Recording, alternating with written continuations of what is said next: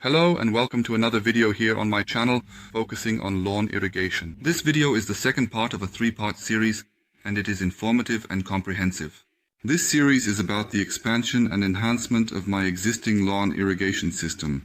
In this second video the focus is on the valve box. The distributor box is being assembled today.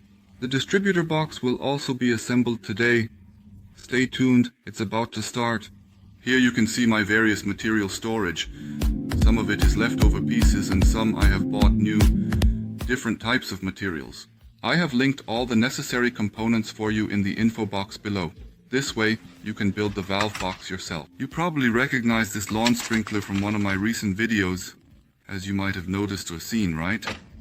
I have a supply of nozzles, such as various types, and I have a brand new control cable for the irrigation computer here. This is the cable YSLY-JZ 50.75mm. With this cable, you can connect 4 valves, 1x ground and 4x voltage. In the info box, I link a cable with 12 wires. You can connect up to 11 valves. The valve box, which is still packaged and remains in its original state. The box was quite considerably large. I ordered everything online. I couldn't find any suitable components at the hardware store. I will now very carefully unpack the box and very slowly show you. Here you see the 4-way distributor box. On the right side is the inlet for water. Here is a faucet to shut off the water. On the left side is a plug. However, the connection can also be used.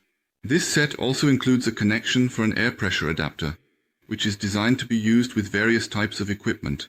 As you know from my other videos, I blow out my lawn irrigation in the fall using compressed air. It has worked exceptionally well every year. Indeed, I can only recommend it.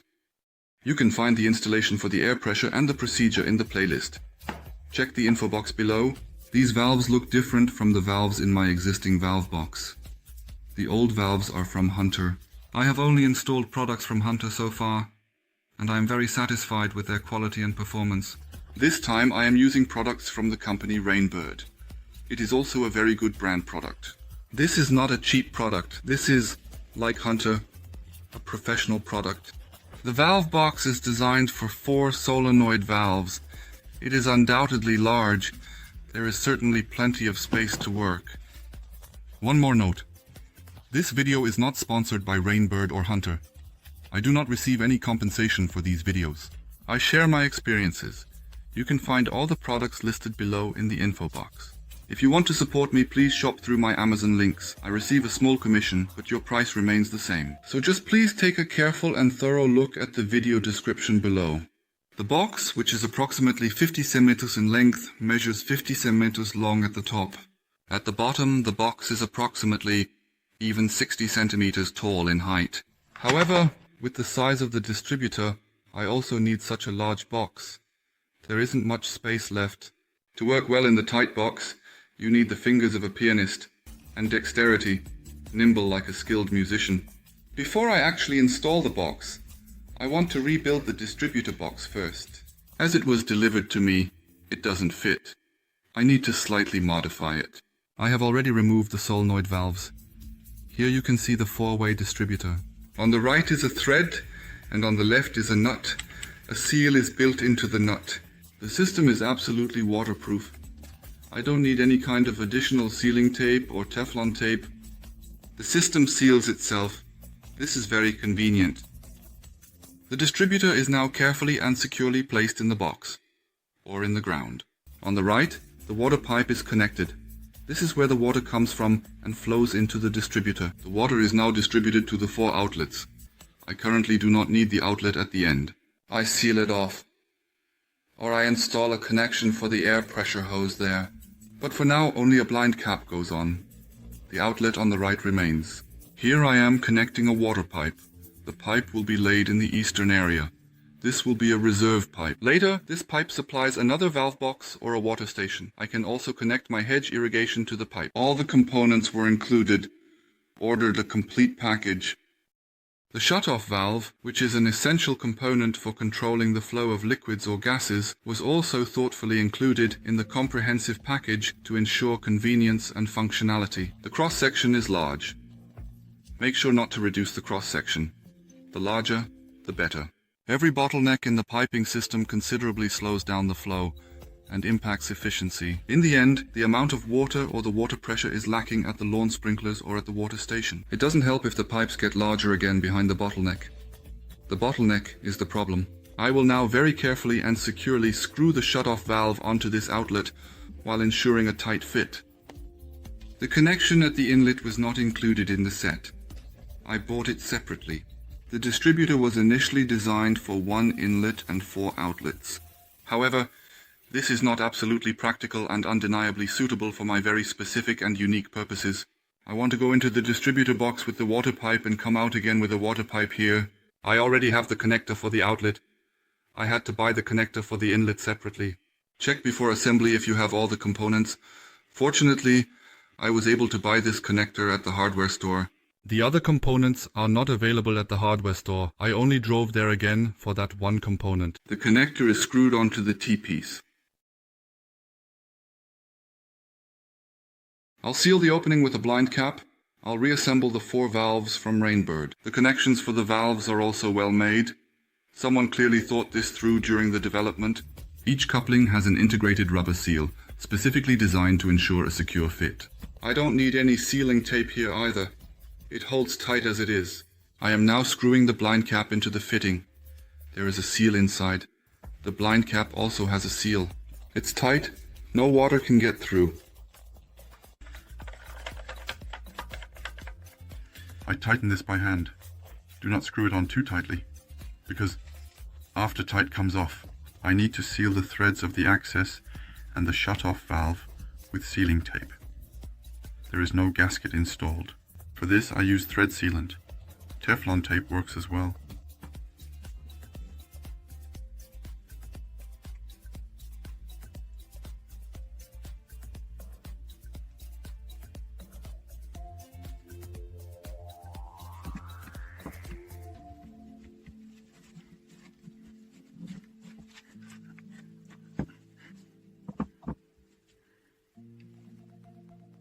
The access is connected.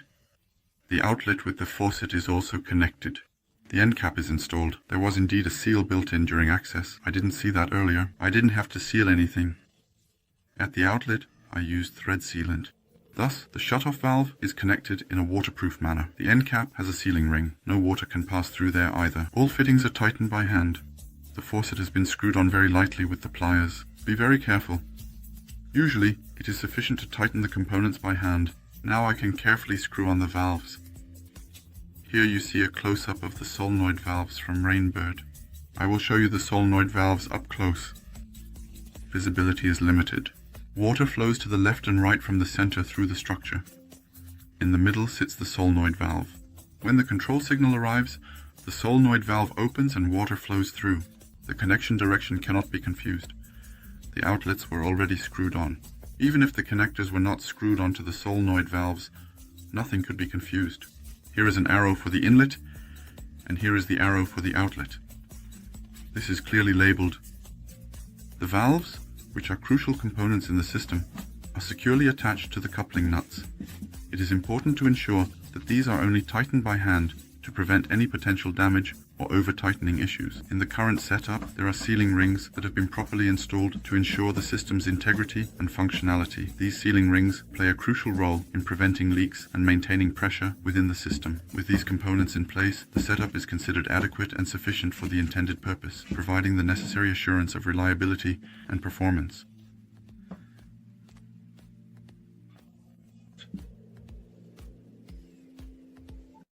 Before I attach the other solenoid valves onto the distributor, test if everything fits into the valve box. I want to carefully check if the openings in the distributor box fit the solenoid valves.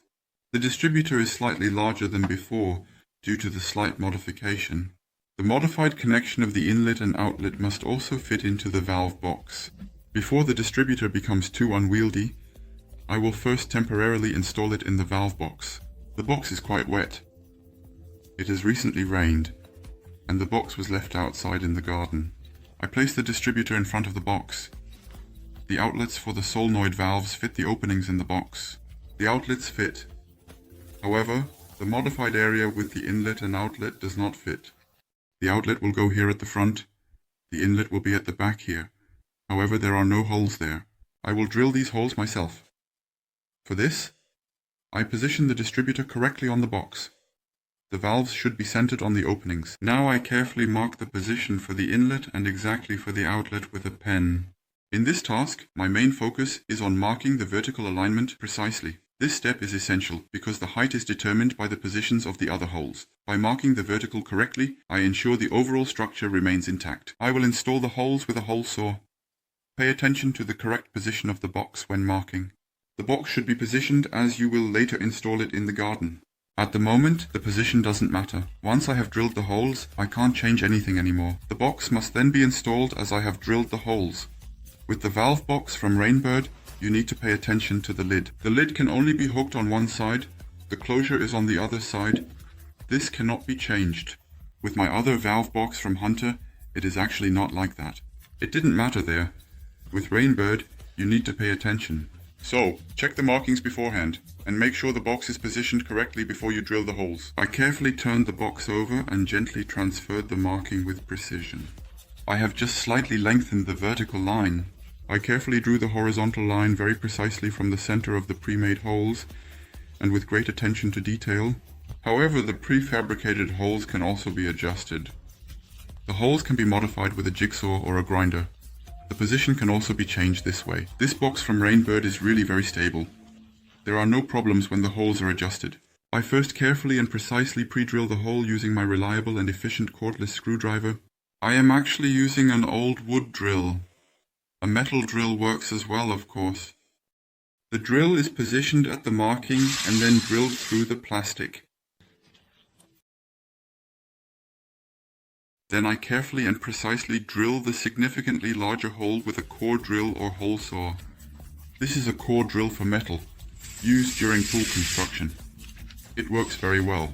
Using the core drill, I carefully drill into the small hole, ensuring precision and accuracy. This step is crucial as it allows me to create an opening that is just the right size for the task at hand. Once the hole is drilled, I must take the necessary precautions to secure the box firmly in place. If the box is not properly secured, it poses a risk of moving or flying around uncontrollably, which could lead to potential damage or injury. Therefore, I make sure to use appropriate tools and techniques to fasten the box securely, preventing any unwanted movement during the drilling process. During the inspection, you can clearly see that the valves and the outlet fit perfectly and securely into the designated holes. Now I can just carefully drill the hole for the access on the other side, and precisely. I have already measured my excavation for the height of the holes already. I know at what height the pipes come out of the wall and how deep the valve box is installed in the ground. Thus, I know exactly at what specific height the holes need to be. Precisely. My goal is for the holes to be at the correct height for installation in the garden.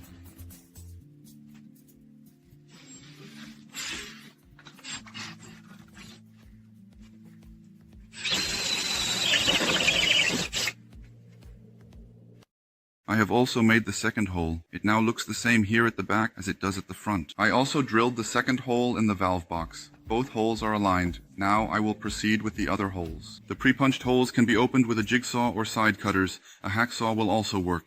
You can either cut out just a part or cut out everything, depending on what you need. The box, which is eventually and carefully, will later be built into a gravel bed. And securely. To prevent the gravel from falling through the openings into the box, I place a fabric in between. This works very well. Even if the hole becomes slightly larger, no gravel falls into the box. The gravel will later reach the top edge of the box. It will be filled in from all four sides. There is still enough space to work in the spacious and roomy box, and comfortably without any hassle or inconvenience whatsoever. Now I am currently installing the remaining 3 solenoid valves.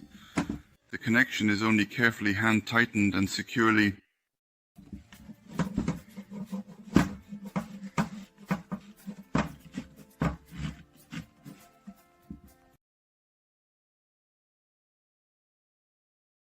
The compression nut can be easily moved and adjusted. It is flexible. The sealing rubber is in the compression nut. The connection remains watertight nonetheless. Maybe it can be seen? There must be another seal somewhere behind it.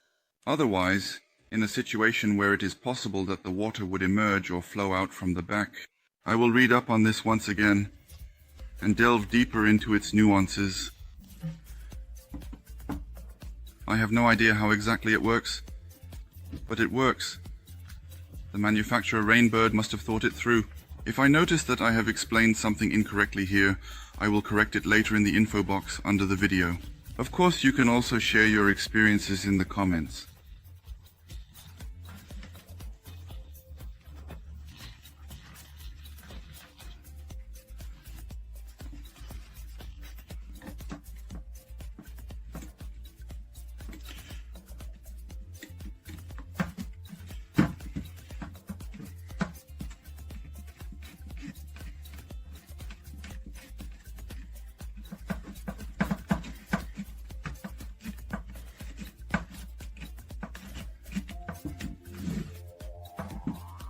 The sealing of the flexible compression nuts has been on my mind quite often, recently and frequently, as of late, in my thoughts and considerations regarding this matter and its implications in various contexts and scenarios. Before I spend an eternity searching for a solution on the internet and end up not finding a satisfactory one, I carefully and meticulously set up a small experiment to observe the results.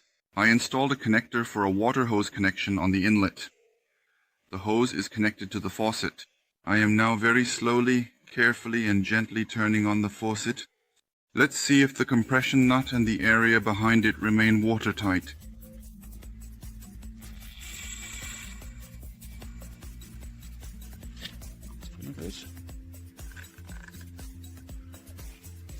The water line is completely open.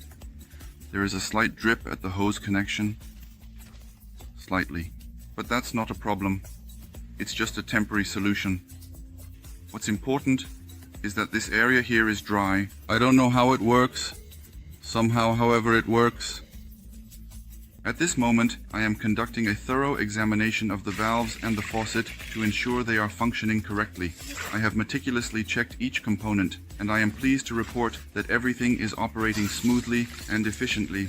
Additionally, I have inspected the remaining parts of the distributor, and I can confidently confirm that it is securely fastened and there are no signs of any leaks or loose connections. This comprehensive assessment assures me that the entire system is in excellent working condition. The water only comes out where it belongs. The rest is dry. Very nice. Then I can close the faucet again. Now everything can be easily, efficiently and securely installed. I hope you enjoyed my video. Give me a like. Subscribe to my channel and activate the bell. Then you won't miss any of my new videos. Thank you very much for watching. Until next time. CIO.